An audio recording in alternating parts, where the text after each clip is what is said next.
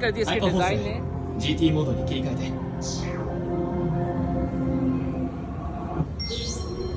क्या ही जबरदस्त इसकी शेप है। हाइपर फोर्स इस गाड़ी का नाम है। बेहतरीन इसका आप डिजाइन देखें, आप हैरान हो जाएंगे। क्या ही जबरदस्त निशान है इसका, खूबसूरत डिजाइन बनाया। फ्रंट से भी आप इसकी लुक देखें। できることが広がっている。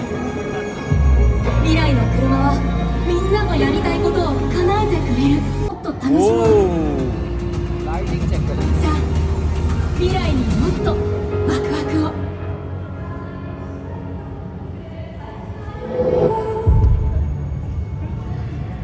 अच्छा, अब इसकी बैक से भी लुक मैं आपको दिखाता हूँ। बैक की तरफ आ जाए।